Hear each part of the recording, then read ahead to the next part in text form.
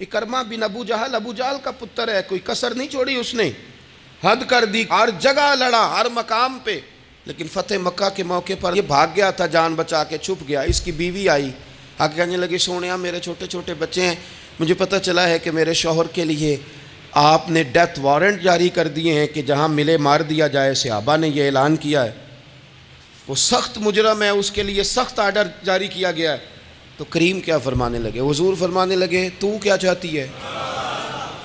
میں کوئی آپ کو قصہ تو نہیں نہ سنا رہا، خدا را مہربانی کریں، تھوڑا سا دل بڑا کریں، تھوڑا سا۔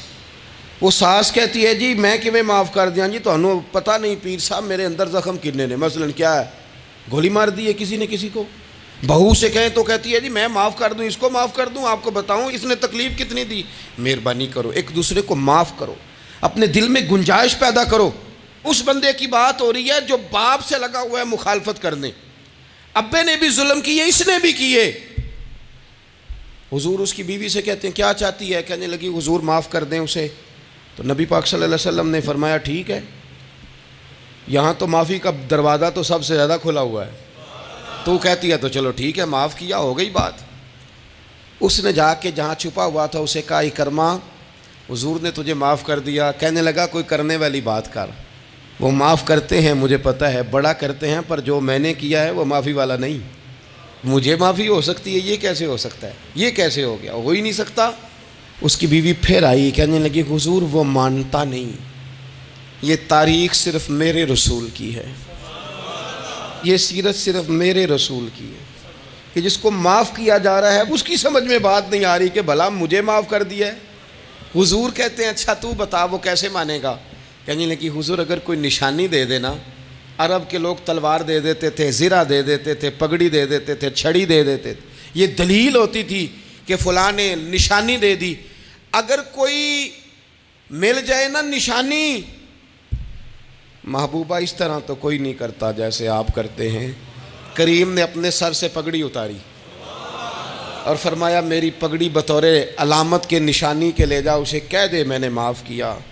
اب اکرمہ کو معافی ہو گئی، وہ آ رہے ہیں، یوں اخلاق بدلتے ہیں، وہ آ رہے ہیں۔ یہاں کوئی بڑا آدمی آئے نا تو پہلے اعلان ہوتا ہے فلاں بن فلاں صاحب آ رہے ہیں، اب ان کو دعوت دیتے ہیں، لیکن وہ اعلان چھوٹا کرتا ہے بڑے کے لیے۔ یہاں انوکھا باب ہے، اکرمہ کلمہ پڑھنے آ رہے ہیں، نبی پاک صحابہ سے کیا فرما رہے ہیں؟ فرمایا وہ کلمہ پڑھنے آ رہا ہے، اطاعت قبول کر کے آ رہا ہے، سر تسلیم خم کر کے آ رہا ہے، اس کے سامنے اس کے باپ کے کسی ظلم کا اظہار نہ کرنا۔ اس کے باپ نے بڑے ظلم کیے ہیں، زیادتیاں کی ہیں، ہم تذکرہ یہاں ہوتا ہے، لیکن اس کے سامنے نہ کرنا، اس کا تو ابا ہے نا، اس کا تو باپ ہے نا، کوئی بات نہ کرنا، اسے تکلیف ہوگی۔ کس کے لیے؟ صحابہ رو رہے ہیں، حضور یہ کس کے لیے تیاری کرا رہے ہو؟ وہ آ گئے، قدموں سے لگ گئے، کلمہ پڑھ لیا، کھول کے روئے، حضور میرے لیے بھی معافی ہے؟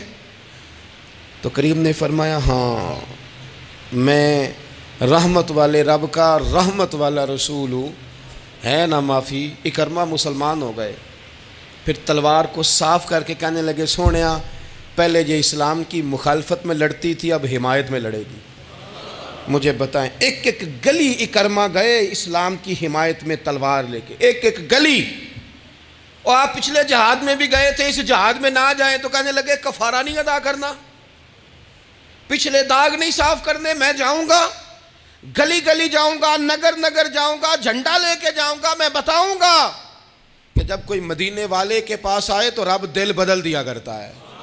انقلاب آتے ہیں، عادتیں بدلتی ہیں، طبیعتوں میں تغیر آتا ہے، کون کہتا ہے نہیں آتا؟ میں جاؤں گا۔ حمص میں حضرت عمر کے زمانے تک اکرمہ لڑے، سالوں میدان میں رہے اسلام کی حمایت میں، اور پھر حمص کے میدان میں حضرت عمر کے دور میں لڑتے ہوئے شہادت کی موت اللہ نے انہیں عطا فرمائی۔ یہ آپ دیکھیں حضرت خالد بن ولید کون ہے؟ کہنے لگے حضور میں تو بڑی شدت سے اسلام کے خلاف لڑتا تھا، میری غلطیاں بھی معاف ہو جائیں گی؟ تو حضور فرمانے لگے اسلام پچھلے سارے معاف کرا دیا کرتا ہے، نئی زندگی کا آغاز ہو جاتا ہے، نئی زندگی کا آغاز ہوتا ہے۔ حضور نے فرمایا جو رمضان میں عبادت کر لے نا، ایمان کے ساتھ رمضان میں عبادت کر لے، اللہ اس کے پچھلے سارے معاف فرما دیتا ہے۔ اب وہ نئی زندگی کا آغاز کرے، جس نے شب قدر پہ رو رو کے توبہ کی ہے وہ رمضان کے بعد کرپشن چھوڑ دے، جھوٹ چھوڑ دے، بددیانتی چھوڑ دے، دل دکھانا چھوڑ دے۔ جس نے رمضان میں روزے رکھے، تراویح پڑھی ہے، وہ نئی زندگی کا آغاز کرے۔ خدا کی رحمت سے گناہ معاف ہو گئے، اب وہ آگے بڑھے۔ نبی پاک علیہ السلام نے فرمایا جو اللہ کے گھر کا حج کار آیا وہ اس طرح ہے جس طرح آج ماں کے پیٹ سے پیدا ہوا ہے۔ اب نئی زندگی کا آغاز کرے، اب وہ اپنی عادات میں تبدیلی لائے، اب وہ بدل جائے۔ میں کس درد سے یہ بات آپ سے کروں کہ 50 لاکھ مسلمان ہر سال حج کرتا ہے، اگر 25 لاکھ کا کردار بھی ٹھیک ہو جائے تو سال کا 25 لاکھ با کردار مسلمان اگر دنیا کو دیا جائے تو بتائیے امت مسلمہ کا سر کتنا اونچا ہوگا۔ لیکن ہمارا حال وہی ہے کہ آج بھی کیتی جاندے ہو تے لہو بھی پیتی جاندے ہو، کھو کے مال یتیماں دا تے بھیج مسیتی جاندے ہو، پھٹ دلاں دے سیندے نہیں تے ٹوپیاں سیتی جاندے ہو، نفس تے چھری پھیر دے نہیں دمبے کیتی جاندے ہو، فرض پلائی بیٹھے ہو، نفلاں نیتی جاندے ہو، او دسو تے سی بلے شانو ایک ہی کیتی جاندے ہو۔ بات وہی ہے کہ کعبے گئے، مدینے گئے، کربلا گئے، جیسے گئے تھے گھوم پھر کے ویسے ہی آ گئے۔ کچھ تبدیلیاں اپنے مزاج میں لائیں، اپنی عادات میں لائیں۔ حضرت خالد بن ولید نے کہا حضور سارے گناہ معاف ہو گئے؟ فرمایا ہو گئے۔ حضرت خالد بن ولید نے پھر اپنی تلوار تھامی اور جناب خالد بن ولید پھر اس طرح میدانوں میں نکلے کہ نبی پاک نے فرمایا اب یہ خالد نہیں، یہ تو سیف اللہ ہے، یہ تو اللہ کی تلوار بن گیا ہے۔ اس جذبے سے، شوق سے اپنے مزاج کو تبدیل کر کے اس طرح میدان میں آئے، فرمایا اب یہ اللہ کی تلوار ہے۔ پورا وجود زخمی کرایا اور ساری زندگی اسلام کی حمایت میں تلوار چلائی۔ ہم بدل سکتے ہیں، تبدیلی آ سکتی ہے، ہمیں بدل جانا چاہیے۔ بہلول دانا سے کہا تھا ہارون رشید نے کہ مجھے کوئی نصیحت کر دے، میں بادشاہ ہوں، سخت دل ہو جاتا ہے کئی دفعہ۔ تو حضرت بہلول دانا کہنے لگے میں کیا نصیحت کروں، آپ کا باپ کہاں ہے؟ کہنے لگے قبرستان میں۔ کہا ایک بڑا بھائی بھی تھا، بڑا پیار کرتا ہے، سنا آپ سے، کہاں ہے؟ کہا قبرستان میں۔ تو کہا وہ ایک چچا زاد بھی آپ کے ساتھ میں نے دیکھا ہے، کہا وہ بھی قبرستان میں۔ یاد کرانا شروع کیا حضرت بہلول نے، فرمایا وہ ننہال والے، ددہال والے، وہ ماموں، وہ چاچو کا سب قبروں میں۔ آخری جملہ کہا، فرمایا تیرا ایک پتر بھی تھا، چڑھتی جوانی تھی، قد اونچا تھا، رنگ گورا تھا۔ ہارون رشید رو پڑے، کہنے لگے حضور وہ بھی قبرستان میں۔ تو فرمایا جس نے اتنے جنازے پڑھے ہوں اسے میں نصیحت کروں؟ تیرا کیا خیال ہے، تو نے نہیں جانا؟ یارو ہم نے اپنے کئی کلاس فیلوں کے جنازے پڑھے ہیں، بڑا پیار تھا میرا اپنی دادی کے ساتھ، تو 97 میں وہ انتقال کر گئیں، دادا ابو چلے گئے، اماں جی چلی گئیں، ابا جی چلے گئے، نانا چلے گئے، پھپھا چلے گئے، دوست چلے گئے۔ یہاں پچھلے سال کئی سنگی تھے، اس سال نظر نہیں آتے، رخصت ہو گئے۔ او سنگیو یہ تو ساری تیاری ہے، ہم نے بدلنا کب ہے؟ اب تو ہمارا بڑھاپا آنے کو ہے، اب تو بال سفید ہونے کو۔ تبدیلی کس وقت؟ اللہ تعالیٰ نے قرآن مجید فرقان حمید کے اندر فرمایا اللہ ولی الذین آمنوا یخرجہم من الظلمات الی النور۔ اللہ مومنوں کا ولی ہے، وہ انہیں اندھیروں سے نور کی طرف نکالتا ہے، وہ رستہ دکھاتا ہے۔ بار بار راہ کھلتی ہے ہمارے سامنے پر ہم قبول کرنے کو تیار نہیں ہوتے۔ کچھ تبدیلی اب آ جائے، کچھ زبان میں مٹھاس آ جائے، کچھ ہمارے عمل میں پختگی آ جائے۔ ہم نہ بہت سارے کام لوگوں کو دیکھ کر کرتے ہیں، اس سے تھوڑی جان چھڑائی جائے۔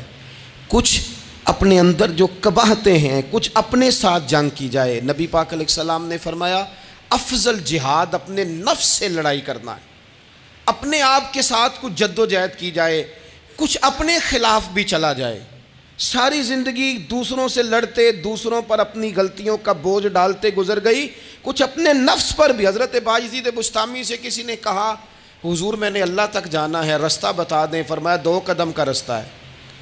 فرمایا 1 قدم اپنے نفس کی خواہش پہ رکھ لے تو دوسرا قدم تیرا رب تک پہنچ جائے گا۔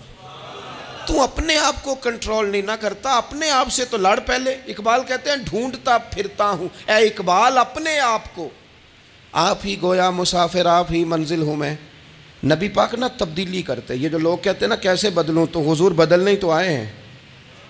حضور بدلنے. حضرت مازن ایک صحابی ہیں, وہ کہتے ہیں میں بت کی پوجا کرتا تھا, امام بہقی نے لکھا ہے, میں بت پوجتا تھا. ایک دن میرے بت کے اندر سے آواز آ گئی, تو کب تک مجھے پوجے گا, مدینے میں تو حضور جلوہ فرما ہو گئے ہیں. کہتے ہیں 2 دفعہ 3 دفعہ بت مجھے پیغام دے رہا ہے کہ حضور کی طرف جاؤ. بت. کہتے ہیں میں وہاں سے چلا, حضور کی بارگاہ میں پہنچا تو نبی پاک علیہ السلام کی خدمت میں حاضر ہو کے میں نے عرض کی, یا رسول اللہ کمال ہو گئی, لوگ بتوں کو پوجتے ہیں اور میرا بت کہہ رہا تھا جا کے حضور کا کلمہ پڑھ لے. او سکیاں کھجوراں اگا جام دے تے پتھراں تو کلمہ پڑھا جام دے. فرمایا وہ انہوں نے مجھے بت نے بھیجا ہے. حضرت مازن کہتے ہیں حضور کی بارگاہ میں آیا, نبی پاک نے کلمہ پڑھایا تو میں نے عرض کی حضور میرے اندر کچھ قباحتیں بھی ہیں, کسی کی چیز دیکھ کے میرا جی للچا جاتا ہے, میں چوری کر لیتا ہوں, بدکاری کا بھی مزاج ہے, شراب نوشی بھی ہو جاتی ہے. کہتے ہیں حضور نے میرے سینے پہ ہاتھ رکھا, میرے لیے دعا کر دی. آپ فرماتے ہیں گردن اونچی تھی کبھی نیچی نہیں ہوئی تھی, پر وہ کلمے کی کیا برکت آئی کہ ایسا سر جھکا کہ وہ جھکا ہی رہا.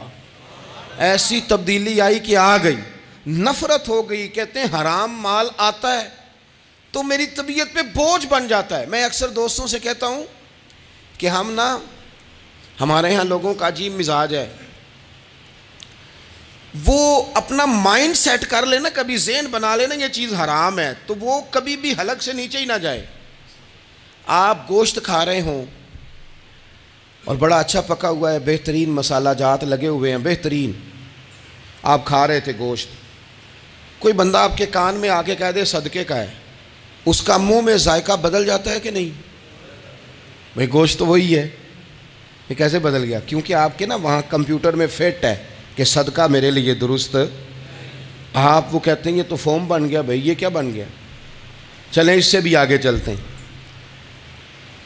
آپ کھا رہے تھے گوشت اور بڑا لطف آ رہا تھا تو کسی نے کہہ دیا کہ یہ تو جانور ٹھیک ہی نہیں تھا, بیمار تھا یا حرام تھا, ذبح ہی نہیں کیا تھا, صحیح طور پر ایسے ہی اس کو پکا دیا, مر گیا تھا. تو اب تو یہ حال ہوتا ہے کہ الٹیاں شروع ہو جاتی ہیں. کیوں؟